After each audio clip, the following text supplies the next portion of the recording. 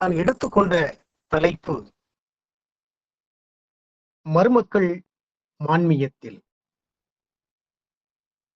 வெளிப்படுகின்ற எள்ளல். எள்ளல் என்று சொல்லுகின்ற பொழுதே நம்முடைய மனதிற்குள்ளே பல எண்ணங்கள் ஓடும். எள்ளி நகையாடினான். ஆக தொல்காப்பியத்திலே எள்ளல், இளமை, பேதமை, மடன் இந்த நான்கும் நகைச்சுவையினுடைய நிலைக்களன் என்று சொல்லுவார். ஆக எழுதல் என்பது சங்க காலத்தில் இருந்தே வந்திருக்கிறது. அதனால்தான் இதை இன்னொரு சொல்லாலும் சொல்கின்றார்கள். அங்கதம் என்று சொல்கிறார். அங்கதம் என்று சொல்கின்ற பொழுது அது இரண்டு வகையாக பகுக்கப்படும். ஒன்று செம்பொருள், இன்னொன்று வழிகரம். செம்பொருள் என்று சொன்னால் வசை. தொல்காப்பியமே இதற்கு இலக்கணத்தை கொடுத்திருக்கிறது. செம்பொருளாயின் வசை எனப்படுமே. குற்றத்தை வெளிப்படையாக கூறுவது.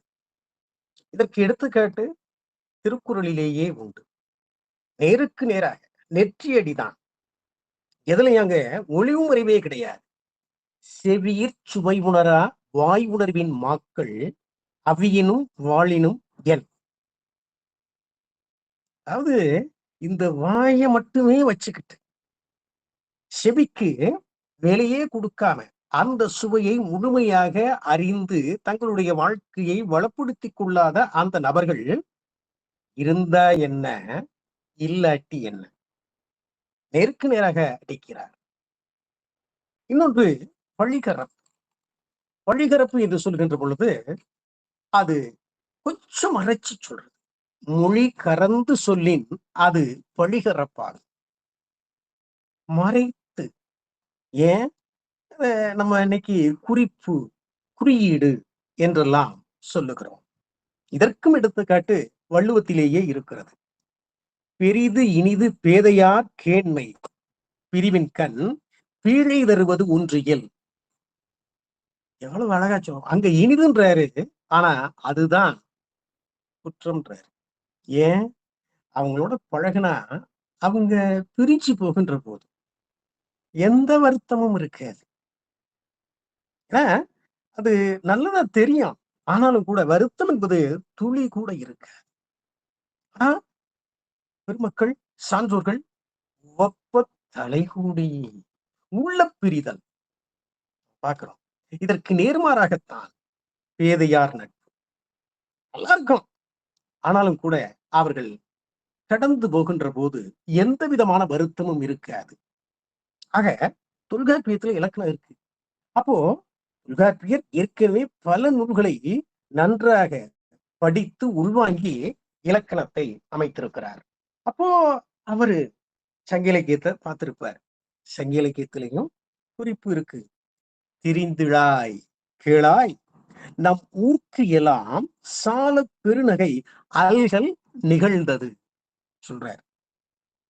சால பெருநகை வார்த்தை வந்துருச்சு.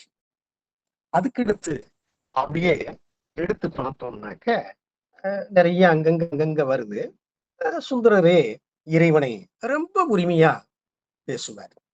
அது நமக்கு நகைப்பை உருவாக்கும். அதற்கு அடுத்தபடியாக காலமேகம்.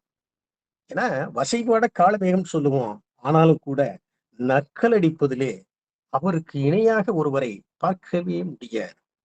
அவரு நாகப்பட்டினத்துல ஒரு சத்திரத்துல சாப்பிட போயிருக்காரு.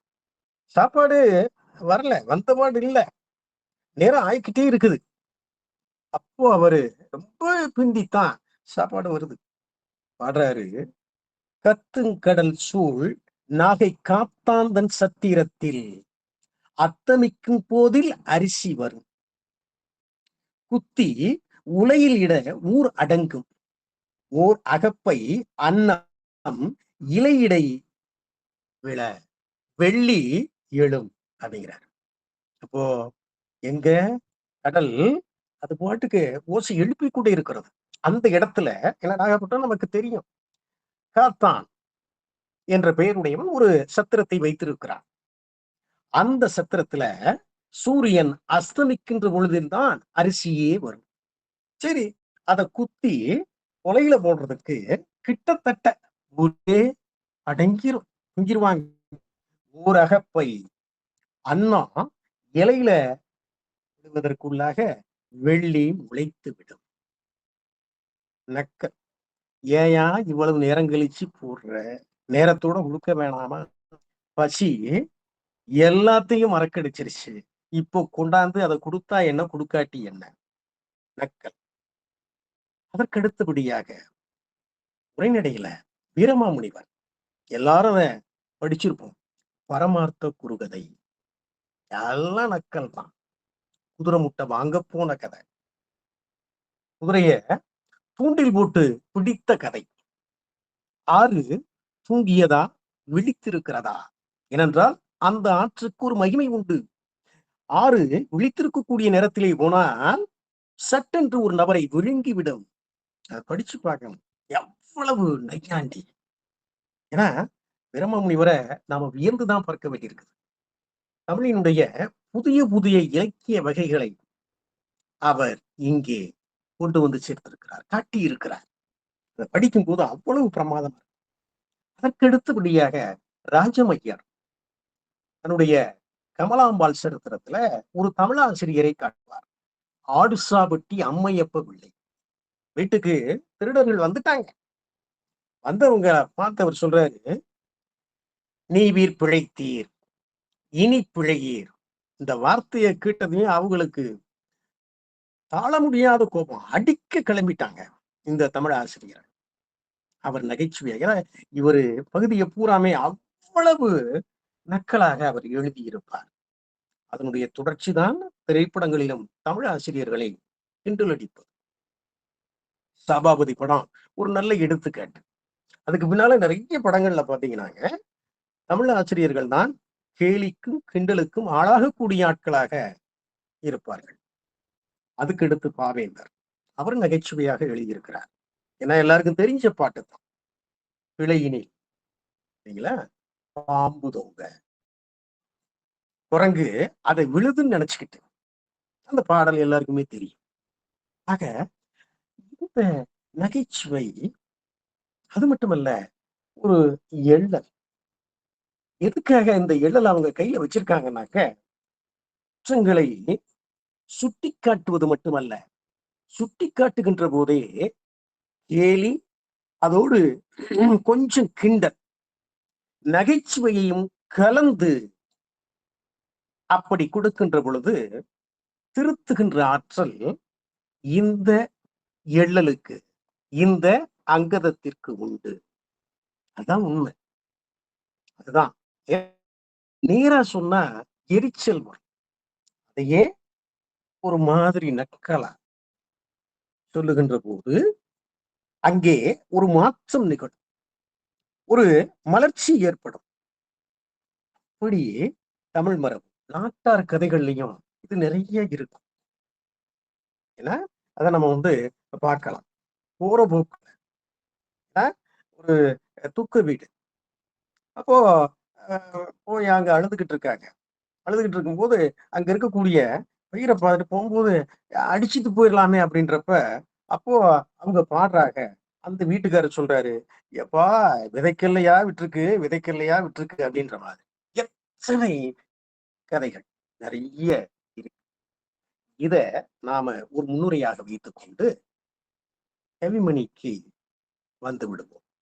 நாஞ்சில் நாடு, அது அன்றைக்கு சேர நாட்டினுடைய ஒரு பகுதி தான். இன்றைக்கு அது திருவிதாங்கூர் அந்த சமஸ்தானத்துல இருந்ததாக ஒரு வரலாறு. இன்னைக்கெல்லாம் அதெல்லாம் மாறிடுச்சு.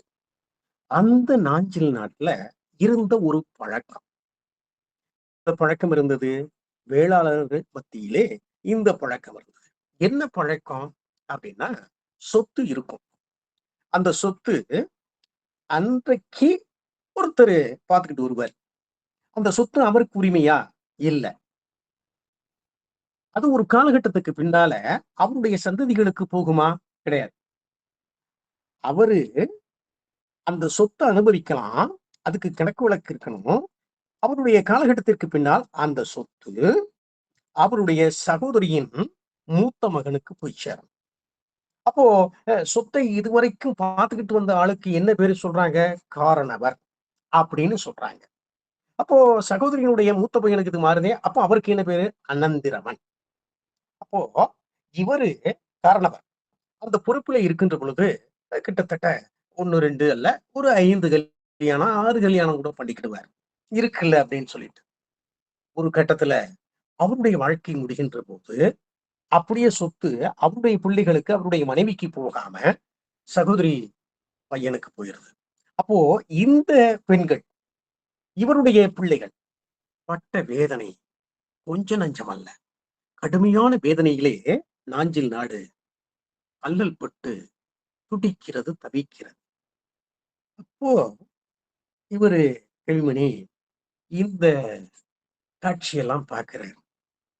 இத மாத்தணுமே, என்ன செய்யலாம்? அப்படின்ற ஒரு எண்ணம் அவருக்குள்ள வந்த வேளையில 1916ல பழைய சுவடி அப்படின்ற பேர்ல ஒன்று எழுதுகிறார். இது திருவனந்தபுரத்திலே இருந்து வெளிவந்த தமிழன் இதழில் தொடராக வெளிவருகிறது. அப்படியே அவரு இது என்ன பண்றாருனாக்க, ஒரு எள்ளல் காப்பியமாக ஆக்க முயற்சிக்கிறார். அது பின்னால வருது. இந்த நூலினுடைய தொடக்கம் முதற்கொண்டு இறுதி வரை வரிக்கு வரி நக்கல் தான்.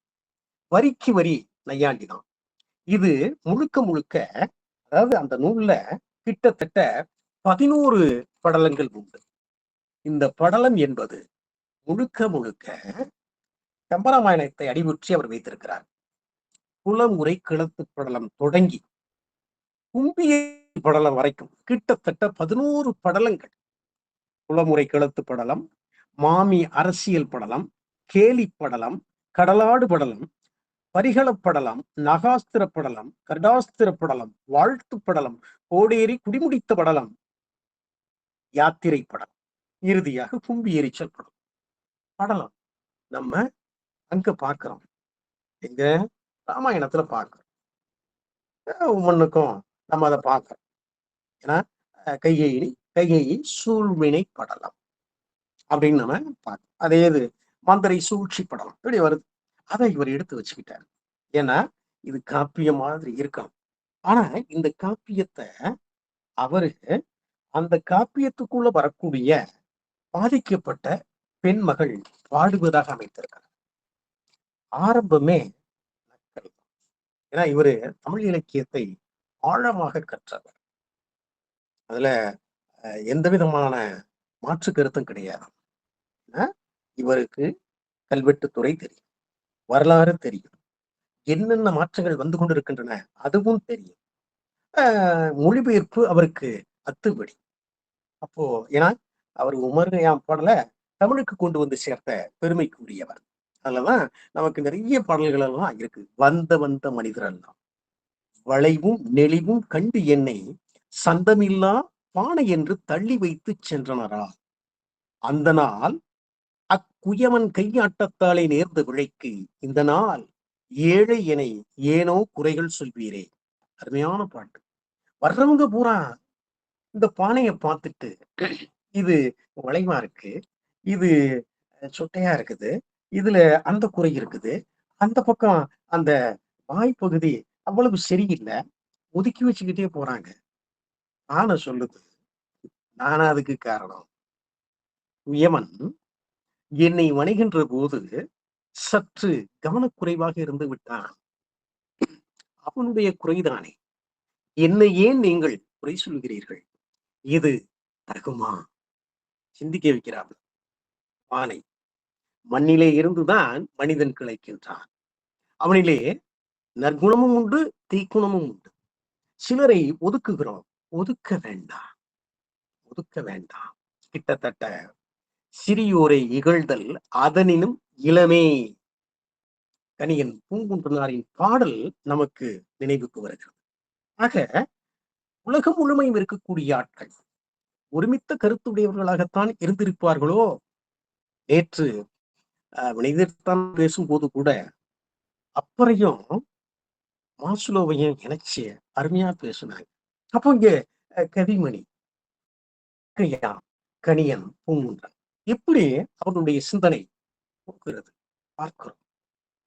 அப்படிப்பட்ட பெருமைக்குரியவர் நம்முடைய கவிமணி அவர்கள்.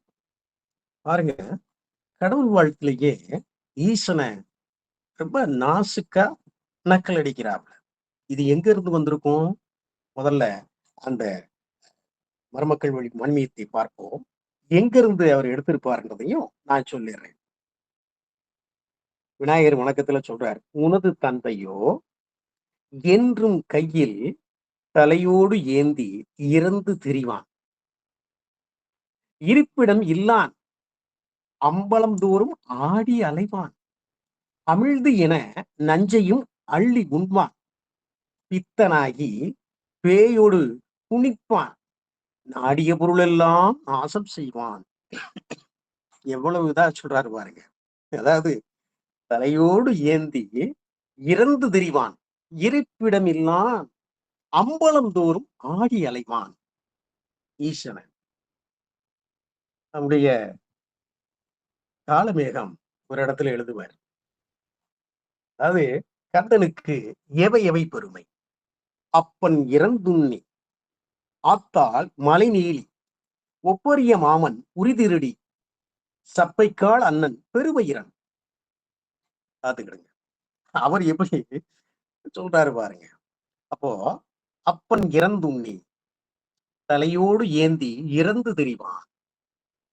தமிழ் மரபே ரொம்ப உரிமையா, கடவுளாக இருந்தாலும் கூட மிக உரிமையாக கேலி செய்வது என்பது வழக்கம்தான், வழக்கம்தான். அது நீங்க திருவிளையாடல்லையே பார்க்கலாம். ஏன்னா தருமி, அது அந்த நகைச்சுவை காட்சியாக இருந்தாலும் கூட தருமி, ஈசா 2 பேரும் பேசுகின்ற அந்த பேச்சு, அதுக்கடுத்து தருமி அரசவைக்கு போயிட்டு ஒண்ணும் கிடைக்காம திரும்ப வருவார் இல்லையா, அப்போ 2 பேரும் பேசுகின்ற பேச்சு. பேசும்போது இலக்கண சுத்தமா பேசு, ஆனா எழுதும் போது கோட்டை விட்டுட்டீங்க புலவரே, அவையில் நடந்தது அப்படின்னு இவர் கேட்பார். தாயா பாட்டாங்க ஒருத்தன் குத்தம்னு சொல்லிட்டாயா அப்படின்னு பார்ப்பார். ஆக அருமையான இயல் தமிழும் வழக்கு தமிழும் கலந்து சிந்திக்க வைக்குது, சிந்திக்க வைக்குது. அதேதான் இங்க ஆரம்பிக்கும் போதே கடவுள் வாழ்த்துல அந்த வணக்கத்துல இப்படி கொண்டு வர்றார். அதுக்கடுத்து இந்த பெண், 5வதாக காரணவருக்கு வாழ்க்கைப்பட்ட பெண் தன்னுடைய கதையை சொல்ல ஆரம்பிக்கிறார். பாருங்க, ஒவ்வொரு வரியுமே காசினி மீது என் கதை போல் இல்லை, சீதையின் கதையும் சிறுகதையாகும், பாஞ்சாலியின் கதையும் பழங்கதையாகும், தமியன் கதைக்கு சந்திரமதி கதை உமியாம் தவிடாம் ஊதும் பொடியாம். எந்தெந்த கதையோட இழுத்து கொண்டு வர்றாப்ல பாருங்க. பாஞ்சாலியின் கதை பழங்கதையாகும், சீதையின் கதை சிறுகதையாகும், சந்திரமதி கதை உமியாம் தவிடாம் ஊதும் பொடியாம். ஏன்னா நான் அடைந்த வேதனை அவங்களுக்கெல்லாம் அப்படின்னு வந்துட்டு போயிருச்சு. ஆனால் தினந்தோறும் இந்த வேதனையிலே அழுந்தி அழுந்தி அழுந்தி அழுந்தி என்னுடைய உயிரும் உள்ளமும் நைந்து போய் மனமே பித்து பிடித்தது போல, பொக்கிடம் எதுவுமே கிடையாது. மீண்டும் மீண்டும் மீண்டும் இந்த துன்ப கேணியிலேயே விழுந்து விழுந்து அலம் வந்து என்னையே அழிக்க துடிக்கிறேன். வழி இல்லை, வழி இல்லை, நொந்து கிடக்கிறேன். என்னுடைய கதையோடு சீதையினுடைய கதையை இணைத்து பார்த்தால், பாஞ்சாலியின் கதையை இணைத்து பார்த்தால், அது சிறுகதை, இது பழங்கதை. சந்திரமதி கதை அதெல்லாம் உமி தவிடு ஊதும் பொடி. என்னுடைய கதைக்கு முன்னால் எந்த கதையுமே நிற்காது. அதுக்கு எடுத்து சொல்றாப்புல பாருங்க, உற்றதெல்லாம் சொல்ல ஒரு நாள் போதுமா, 2 நாள் போதுமா? பாத்துக்கிடுங்க. ஏன்னா என்னுடைய கதையை பேச ஆரம்பிச்சா ஒரு நாள் அல்ல, 2 நாள் அல்ல, ஆண்டு கணக்காக சொல்வதற்கு உண்டான அவ்வளவு துயரங்கள் என்னுடைய வாழ்க்கையிலே நடந்திருக்கின்றன. என்ன செய்வேன்? பேச ஆரம்பித்தால் நிற்காமல் போய் கொண்டிருக்கும். இது தொடர்வண்டியை போல ஓடிக்கொண்டே இருக்கும். நிற்க வழி இல்லை, நிற்க வழி இல்லை. நாளும் நாளும் நாளும் அவ்வளவு வேதனை, அவ்வளவு வேதனை. அதுக்கடுத்து சொல்றாப்புல, கணவர் வீட்டு ஏன்னா மனசுக்குள்ள 5வதா வாழ்க்கப்பட்டு போயாச்சு. இவங்க வீடு அப்படி ஒண்ணும் பிரமாதமான வீடு இல்ல.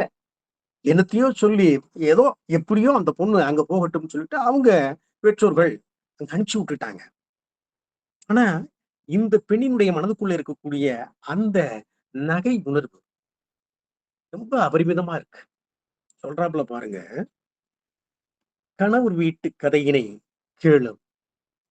தொழுத்துச் சாணம் ஒழிக்க ஒருத்தி, தொட்டி தண்ணீர் சுமக்க ஒருத்தி, அடுக்களை சமையலாக்க ஒருத்தி, அண்டையில் அகலாதிருக்க ஒருத்தி, அத்தனை பேருக்கும் அடிமையாளாய் ஏழை பாவி யானும் ஒருத்தி.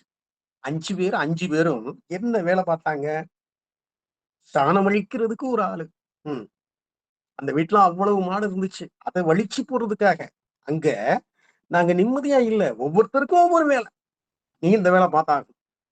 அடுத்து தண்ணீர் சுமக்க ஒரு ஆளு, சமையலாக்க ஒரு ஆளு, காரணம் அவர் பக்கத்திலேயே இருக்கக்கூடிய ஒரு ஆளு. இந்த 4 பேருக்கும் அடிமையாக நான் அந்த வீட்டுக்கு போனேன். அந்த வீட்டுக்கு போனேன். சரி, நான் போன உடனேயே இந்த 4 பேருமே பென்ஷன் பெற்று விட்டார்கள். வார்த்தை எப்படி போடுறாரு பாருங்க. போனதுமே பென்ஷன். சில நேரங்கள்ல வேடிக்கையா சொல்றது உண்டு. வேலை கிடைக்கிற வரைக்கும் ஆசிரியர்கள் கடுமையா தங்களை தயார் பண்ணுவாங்க. இப்படி கேட்பாங்க, அப்படி கேட்பாங்க, எப்படி பேசுறது, எப்படி பேசினா அந்த அவையில் இருக்கக்கூடிய மாணவர்களும் சரி, பேராசிரியர்களும் சரி, தங்களுடைய சிந்தையிலே நமக்கென ஒரு இடத்தை கொடுத்து, அதற்கடுத்து பின்னால் என்னை அவர்கள் பரிந்துரைப்பார்கள். அப்படி கடுமையா படிப்பாங்க. வேலை கிடைச்சிருச்சு. அவ்வளவுதான். அதோட முடிஞ்சிருச்சு. முதல் சம்பளமே பென்ஷன் வாங்குகின்ற ஆட்களும் இருப்பதாக சொல்லுவார்கள். இது வேடிக்கைக்கு சொல்லல, உள்ளதுதான். ஏன்னா அதுக்கு பின்னால மாதந்தோறும் அவங்களுக்கு ஓய்வூதியம் தான். அந்த மாதிரிலாம் சொல்றது உண்டு. இங்க இந்த பொண்ணு வேலைக்கு போனோம்னையே இல்லையா? வேலைக்கு இல்ல. நான் வேடிக்கையா சொல்றேன். அவருக்கு வாக்கப்பட்டு போனோம்னையே 4 பேருமே பென்ஷன் வாங்கிட்டாங்க. எல்லா வேலையும் நீ தான் பார்க்கணும். நாங்க ஒரு வேலையும் பார்க்க மாட்டோம். நாங்க அனுபவிக்கிறது மட்டும்தான். இவ்வளவு நாள் இந்த வீட்ல எல்லா வேலையும் பார்த்து நொந்து ஒண்ணுமில்லாம போயிட்டோம். நீ பாரு. பாருங்க. மூத்த என்ன சொல்றாப்புல? "ஏனடி அம்மா, யான் ஏகாங்கி. உரிய அரிசி உண்டனில் சோறு, உழக்கு குருணை உண்டனில் கஞ்சி. இருந்த இடம் விட்டு அகல மாட்டா." மூத்த ஆள் என்ன பண்ணுவாப்லைனாக்க, "ஏம்மா நானே தனியா இருக்கிறேன். எனக்கு பிள்ளையும் கிடையாது, குட்டியும் கிடையாது. கொஞ்சம் போல அரிசி இருந்துச்சுனாக்க சோறாக்கிருவேன். இல்ல உழக்குல குருணை இருக்கு. இருந்தா கஞ்சி ஆச்சுக்கிடுவேன். அவ்வளவுதான் எனக்கு. வேற என்ன இருக்குது? எதுக்காக நான் வேலை பார்க்கணும்?" சொல்லிட்டு இருந்த இடத்த விட்டு நகரவே மாட்டாப்லையாம். அப்படியே ஆணி அடிச்ச மாரி உட்கார்ந்திருக்கிறது. அடுத்த அம்மா, அடுத்த அக்கா அழுவில்லைக்காரி. அழுகின்ற பிள்ளையை இடுப்புல வச்சுக்கிட்டு இருக்காங்க. கொஞ்சம் அடமும் உண்டு. ஒரு வார்த்தை சொன்னா, "எம்மா இந்த மிளக கொஞ்சம் அரையே" அப்படின்னு சொன்னா, உடனே அவ இடுப்புல இருக்கக்கூடிய குழந்தை அழும். அதுக்கு சொல்றாரு, "பிள்ளை குணமோ பிடுங்கி வைப்பாளோ சாணரிய." இது என்ன அம்மாவுக்கு வேலை சொன்னதுமே உடனே அழுகுறான். என்னடா இவங்களுக்கு வேலை சொன்னதுமே அவன் அழுகுறானே! ஒருவேளை அது அவனுடைய இயல்பா? இல்ல இவன கிள்ளி வைக்கிறானா? அ வேலை பார்க்காம இருக்கிறதுக்கு என்னென்ன செய்ய முடியுமோ எல்லாம் செய்றது. அதுக்கடுத்த அக்கா தன்னை அழகுபடுத்திக் கொள்வதிலே ஏன்னா ரொம்ப பிடிக்குது அவருக்கு. எப்படி சொல்றாரு பாருங்க. "இனியோர் அக்கா எடுப்புக்க மஞ்சள் பூச்சும், மயக்கிடும் பேச்சும், சாந்து பொட்டும், காசிகள் மெட்டும், கோல உடையும், குலுக்கு நடையும், கொண்டை அழகும் கண்டு கணவர் அண்டையிலிருந்து அகலவே ஒட்டார்." எப்படி அவங்க இருக்காங்க? மஞ்சள் பூச்சு, மயக்கிடும் பேச்சு, சாந்து பொட்டு, காசிகள் மெட்டு, கோல உடை, குலுக்கு நடை, கொண்டை அழகு, இதெல்லாம் பார்த்துட்டு காரணவர், ஏன் பக்கத்துல இருந்து நீ எங்கேயும் போயிடாது, இங்கே. அதுக்கடுத்து அவர் சொல்றாரு, அங்க பெண்ணே தாராதே, தட்டான் கண்டால் பொன் என்பான், தராசில் வைத்து நெரு என்பான். பாருங்க, அது அங்க பெண்ணே தாராவே, தட்டான் கண்டால் உன்ன கிட்டத்தட்ட ஒரு 35 கிலோ, அதுக்கும் கீழே வச்சுக்கிற வேண்டியது இல்லைங்களா? இப்போ வைரமுத்து எழுதினார் இல்லைங்களா, 50 kg தாஜ்மஹால், அங்க பெண்ணே தட்டான் தராசில் வைத்து நிறு என்பான். என்ன மாதிரியான ஒரு நக்கல் பாருங்க. ஏன்னா எனக்கு அந்த கொடுப்பினை இல்லை, நான் இவங்களுக்கெல்லாம் வேலை பார்த்துக்கிட்டே இருக்கலாம், ஒரு நிமிடம் கூட ஓய்வு என்பது கிடையாது. வேலை வேலை வேலை வேலை வேலை, ஓய்வு கிடையவே கிடையவே கிடையாது. அந்த வேதனையினுடைய உச்சத்துல மனசு கசந்து போச்சு. மனசு கசப்ப எப்படி ஆற்றுவது? இப்படி பேசி ஆற்றிக் கொள்கிறார். ஏன்னா அது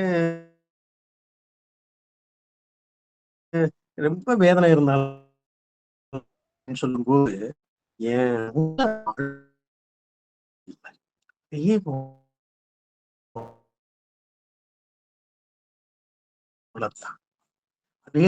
அவ்வளவுதான், நகைச்சுவை பொங்கும். என் எஸ் கிருஷ்ணனும் அப்படித்தான். எல்லாம் பெரும்பாலும் மிகச்சிறந்த நகைச்சுவையாளர்கள் அத்தனை பேருமே அப்படித்தான். இங்கேயும் அப்படித்தான், வேதனை வேதனை அப்படியே.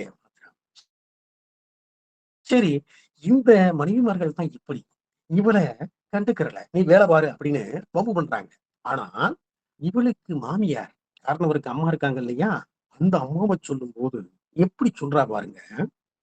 அந்த அம்மாவினுடைய அன்றாட செயல்பாடுகள், அரிசியை நிதமும் அளந்து வைப்பார், தீபாவளிக்கு தீபாவளியே எண்ணெய் எரியும் என் தலை, தந்தை துணிகளை கட்டினதன்றி கண்டாங்கிகளை கண்டதே இல்லை அம்மா. பாருங்க, அரிசிய நிதாம அளந்து வைப்பா, நல்ல மிளக நறுக்கி வைப்பா, கரிமிளக எவ்வளவுக்கு குறைச்சு கொடுக்க முடியுமோ குறைச்சு கொடுத்துட்டு பிரமாதமான சுவை வர வேண்டும் என்று எதிர்பார்ப்பார். அது மட்டுமல்ல,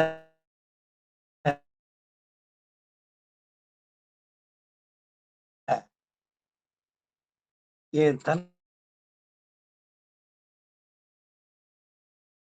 துணியான் கட்டியதே கிடையாது சொல்றாரு. இந்த அம்மாவுக்கு ஒத்த கண்ணுதான், ஒரு கண்ணு சரியில்லை. இவள் ஒரு கண்ணுக்கு இணை இந்திரன் 1000 கண்ணும் ஆகாது உண்மை. எப்படி சொல்றாப்ல இந்த ஒத்த கண்ணு இந்திரனுடைய 1000 கண்ணுக்கு ஈடாக, அதுக்கு மேல அதுக்கு மேல. சரி, இவ அப்படி பார்த்தானாக்க, பின்னால பார்த்தா அப்படின்னாக்க முன்னால இருக்கிறத அறிஞ்சுக்கிடுவா, முன்னால இருக்கிறத பார்த்தா பின்னால் இருப்பதை அறிந்து கொள்கின்ற ஆற்றல் படைத்தவள். அது மட்டுமல்ல, எறும்பும் காணா இடத்தில் இவள் கண் போகும். பார்வையை பாத்தீங்கன்னாக்க எறும்பு கூட பார்க்க முடியாது, அந்த இடத்துல இவ அவ்வளவு கூர்ந்து பார்ப்பா. புகையும் நுழையா இடத்தில் இவள் புத்தி போகும். ஆனாய் பிறந்தால் அகிலம் ஆளுவாள். இங்க வந்து பறந்துட்டான், எங்களை நோகடிக்கிறதுக்காகவே பறந்திருக்கிறார். எதையும் அவ்வளவு குதர்க்கமாக பார்க்கக்கூடிய ஆள், எங்க பேசினாலும் சரி ஓயாம குத்தி காட்டிக்கிட்டே இருப்போம். அதாவது தூங்கும் போது பேசுறதும் உண்டு, முடிச்சிருந்தாக்க அவ்வளவுதான், தொலைஞ்சிச்சு. சொல்றாப்புல பாருங்க, கனகன என்று எக்கணமும் நாக்கின் அடிக்கும் மணிவிசை அடங்கிவிடும் என்று எண்ணி இருந்ததே இல்லை. பேசிக்கிட்டே இருப்பா. ஊரை முழுதும் உலக்கால் அளப்பால், நாட்டை முழுதும் நாளியால் அளப்பால். அடுத்து ஒரு நக்கல் போடுறாப்புல, கிட்டத்தட்ட ஈசனுடைய நரியை பரியாக்கிய திருவிளையாடல். நரியை முன்னம் பரியாய் ஆக்கின நாதனும் கண்டு நாண இவளும் யானையை பூனையாக மாற்றுவாள், பூனையை யானையாக மாற்றுவாள். என்ன அழகா சொல்றாங்க. ஏன்னா நரிய பரியாக்குனார். ஆனா இவளுடைய திறமை ஈசனே நாணப்பட்டு போவார். அந்த அளவுக்கு யானைய பூனையாக்குவாப்ல, பூனைய யானையாக்குவா. அப்படிப்பட்ட ஒரு எல்லாம் நக்கல் தான். அத்தை திருவிளையாடலை எல்லாம் 10 பரஞ்சோதிகளே வாடினும் முடியாது என்றால், மூதறிவில்லா அடியார் சொல்லி அறியப்படுமோ அண்ண சொல்றாப்புல. ஏன்னா இவனுடைய திருவிளையாடல் கிட்டத்தட்ட ஒரு பரஞ்சோதி இல்ல, 10 பரஞ்சோதி பாடினாதான் முடிக்க முடியும். நானும் படிப்பு இல்ல, ஒரு ஆளு, நான் எப்படி முழுக்க சொல்ல முடியும்? அவ்வளவு எங்களை படுத்தி எடுத்திருக்கிறான். ஒவ்வொரு கட்டத்திலையும் என்னென்ன வகையில எங்களை வதைக்க முடியுமோ. ஏன்னா சமைக்கிறதுக்கு ஒண்ணு எடுத்து கொடுக்கும்போது அள்ளி கொடுத்தா தானே அந்த சமையல் சிறக்கும், செழிக்கும், சுவைக்கும். எல்லாத்துலயுமே கணக்கு தான், கணக்கு. அதுலயும் வந்து கஞ்சத்தனமா கொடுக்கறது. ஏன் கொஞ்சம் கூட கொடுத்தா கொடுக்க கூடாது, கொடுக்க மாட்டேன். நான் கொடுக்கறதுக்குள்ள நீ பண்ணித்தான் ஆகணும். ஏன் நீ வரும்போது உங்க வீட்டுல இருந்து நிறைய கொண்டுட்டு வந்துட்டியோ என்றெல்லாம் பேச்சு, குத்தல் பேச்சு, நொந்து நொறுங்கி போய் இந்த மாதிரியான வார்த்தைகள். கண்ணு வேற ஒரு பக்கம் இல்லைங்களா? ஆக இவள் திருவிளையாடல் 10 பரஞ்சோதி பாடினாத்தான் ஓரளவுக்கு பாட முடியும். நான் பாவம் என்னத்த பாட, ஒன்னும் வழி இல்லை. அதுக்கடுத்து இது முதல் 2 படலம். ஒன்று குளமுறை கிழத்து படலத்துல இவ்வளவு வருது. தன்னுடைய வரலாற்றை சொல்றார். நான் எப்படி எங்க இங்க வந்தேன், இந்த வீட்டுல எத்தனை மனைவிமார் உண்டு, ஒவ்வொருத்தருக்கு என்ன வேலை, எனக்கு என்ன வேலை கொடுத்தாங்க, நான் போன நாள் முதற்கொண்டு எல்லாருமே பென்ஷன் வாங்கிக்கிட்டான், வேலைய என்கிட்ட கொடுத்துட்டான். ஏன்னா இது நாள் வரைக்கும் அவங்க வேலை பார்த்து பார்த்து பார்த்து கழிச்சு போயிட்டாங்க என்று சொல்லுகின்ற அந்த ஒரு தன்மை. அப்ப ஒவ்வொரு மனைவியை பற்றியும் மூத்தவுக, நான் தனியா இருக்கிறேன், நான் என்னத்துக்கு வேலை பார்க்கணும், என்னத்தையோ கொஞ்சம் போல வந்து அரிசி இருந்துச்சுனாக்க நான் சோறாக்கிக்கிடுவேன், இல்ல உருளை இருந்துச்சுனாக்க கஞ்சி ஆக்கிக்கிடுவேன், அவ்வளவுதான். நான் எதுக்கு விழுந்து வேலை பார்க்கணும், பார்க்கறது. அடுத்து அம்மா கை குழந்தைய வச்சிருக்கிறா, அந்த குழந்தை நையி நையின்னு அழுதுகிட்டு இருக்கணும். ஏதாவது ஒரு வேலை சொல்லியாச்சுனாக்க உடனே அந்த குழந்தை அழு. இது பிள்ளை குணமாயா? அம்மாவை ஒரு வேலை சொல்லியாச்சுனாக்க கூடாது, அம்மா எப்பயும் என் பக்கத்துல தான் இருக்கணும் அப்படின்னு அந்த புள்ள நினைச்சுக்கிட்டு அழுகுதா, இல்ல இவதான் கிள்ளி வச்சிடறா? ஒன்னும் தெரியல. அதுக்கடுத்த ஆளை எடுத்துக்கிட்டோம்னாக்க ஏங்கப்பா, ஒப்பனை ஒப்பனை ஒப்பனை. தன்னை எந்த அளவிற்கு அழகுபடுத்த முடியுமோ அழகுபடுத்தி கொண்டே இருப்பது. பாத்தீங்கன்னாக்க அது ஒன்னொன்னா பட்டியல் போடுறாரு. மஞ்சள் பூச்சு மயக்கணும் பேச்சும் பட்டியல் போடுறாரு. ரொம்ப நல்லா இருக்கு படிக்கின்ற பொழுது. இந்த காரணவரை என்ன சொல்றாப்புல, தங்க பெண்ணே தாராவே, தட்டான் கண்டால் புண் என்பான், தராசில் வைத்து நெறி என்பான். பாத்துக்கிடுங்க. அப்போ இவங்களுக்கெல்லாம் வேலை பார்க்கறதுக்கு நான் போய் சேர்ந்தேன். சரி, மாமியார் கொஞ்சம் கரிசனையா இருக்கிறாங்களா? கிடையாது. கிட்டத்தட்ட ஒரு சர்வாதிகாரியை போல, சேலை கட்டிய சர்வாதிகாரி. எந்தெந்த வகையில இவங்களை குற்றப்படுத்த முடியும், இவர்களுடைய மனதை சிதைக்க முடியுமோ, இவர்களுடைய இருப்பை கேலி செய்ய முடியுமோ, ஓயாமல் ஓயாமல் குத்தி குத்தி பேசி பேசி பேசி மனங்களை ரணமாக்குகின்ற ஒரு அருமையான வேலையை செய்யக்கூடிய மாமி. ஏன்னா கண்ணு சின்ன கண்ணுதான், அப்படி பார்த்தாலேயே பத்துக்கிட்டு ஏறி அந்த கண்ணை வச்சுக்கிட்டேன். பேச்சு ஓயாத பேச்சு. இந்த பேச்சு அந்த பேச்சு கிடையாது, ஓயாத பேச்சு. எப்படி மணி ஒலி, அதே போல தூங்குற நேரம் இல்ல, எல்லா நேரமும் பேசிக்கிட்டே இருக்கக்கூடிய ஒரு பேச்சு. பாத்தீங்கன்னாக்க இந்த அம்மாவினுடைய திருவிளையாடல் ஒன்றா இரண்டா 10 பரஞ்சோதி பாடியா இப்படி போகிறது. ஆக இன்னும் ஆனா அந்த மருமக்கள் வழி மான்மியம் முழுக்க எள்ளல் தான். ஒத்த வரியை எடுத்தா கூட அந்த காப்பியத்தினுடைய முழுமை, அந்த அழகு சிதைந்து விடும். சாதாரண நடை, ஆனால் நக்கல் தூக்கலாக இருக்கக்கூடிய நடை. நக்கல் எங்கே பிறக்கிறது? பாதிக்கப்பட்ட மனதிலே இருந்து பிறக்கக்கூடிய அந்த நக்கல். இந்த நக்கல் அரசை உலுக்கி பார்த்தது. ஏன்னா இவர் மாற்று பேர்ல தான் எழுதுறார். யாரு என்ன ஏதுன்னு பார்த்துட்டு அதுக்கடுத்து அந்த அரசு ஒரு சட்டத்தை போடுகிறது. ஏனென்றால் இனியும் இந்த வழக்கம் இந்த மண்ணிலே இருக்கக்கூடாது. இந்த வழக்கத்தை முழுமையாக தூக்கி எறிய வேண்டும். இங்க இருக்கக்கூடிய அத்தனை பேருமே வேதனைகளை தவித்துக் கொண்டிருக்க கூடாது. காரணம், இந்த மருமக்கள் தாயமுறை என்பது, இந்த தாயமுறை ஆகவே ஆகாது, கூடவே கூடாது. எல்லாமே சிதைந்து போகிறது. ஏன்னா ஒரு ஆள் வர்றாரு, அவர் மாட்டுக்கு பண்றாரு, அதுக்கடுத்து அடுத்த ஆள் வர்றாப்புல. ஏன்னா சொத்து மாறிக்கிட்டே இருக்கு. யாருமே உரிமை கொண்டாட முடியாது. எல்லாருமே வேதனையில இருந்து சிதைஞ்சுக்கிட்டு இருந்தாங்க. அரசு சட்டத்தை இயற்றியது. ஒரு இலக்கியம் ஒரு சமூக மாற்றத்தை உருவாக்கும் என்று பெரியவர்கள் சொல்லுவார்கள். அதனாலதான் வாசிப்பு என்பது மிக மிக முக்கியமான ஒன்று.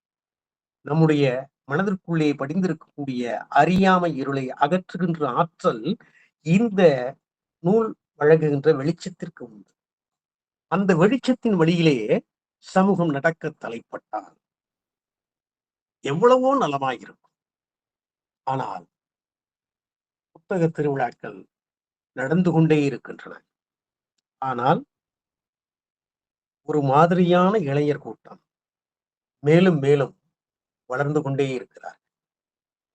நான் எங்கோ கவனக்குறைவாக இருந்துவிட்டோம். ஒரு சரியான கல்வி திட்டத்தை இந்த மண் சரியாக இந்த மக்களுக்கு வழங்கி இருந்தால், சமூக ஞானம் என்பது வழங்குகின்ற ஒரு கல்வியை நாம் கொடுத்திருந்தால் எவ்வளவோ நலமாக இருந்திருக்கும். வைரமுத்து ஒரு இடத்திலே எழுதுவார், அதுவும் நக்கல் தான். இந்த கல்வி முறையால் யாருக்கு லாபம்? மூக்கு கண்ணாடியிலே மூலதனம் போட்டவனுக்குத்தான் என்று எழுதுவார். அதானே? படிச்சு படிச்சு என்ன ஆச்சு? கண்ணாடி போட்டதோட சரி. ஆனாலும் கூட நம்மை பற்றி இருக்கக்கூடிய தேவையற்ற நம்பிக்கைகள் மறையவே இல்லை. மீண்டும் மீண்டும் ஏதோ ஒரு வடிவிலே வந்து நிற்கின்றனவே. ஆக இந்த நூலை பொறுத்தமட்டிலே கவிமணி சாதித்து விட்டார். அரசு ஒரு சட்டத்தை இயற்றியது. அன்றோடு அந்த மக்களுக்கு ஒரு விடுதலை கிடைத்தது. அதற்கு காரணம் சொல்வதை நகைச்சுவையாக, நக்கலாக, ஒரு பயன் கருதி சொன்ன காரணத்தினால் அப்படிப்பட்ட ஒரு சாதனைக்குரிய நூல் தான் இந்த நூல். இன்னும் பேச நிறைய இருக்கிறது. ஆனாலும் கூட நேரம் கருதி என்னுடைய உரையை இத்தோடு முடித்துக் கொள்கிறேன். வாய்ப்பிற்கு நன்றி. வணக்கம்.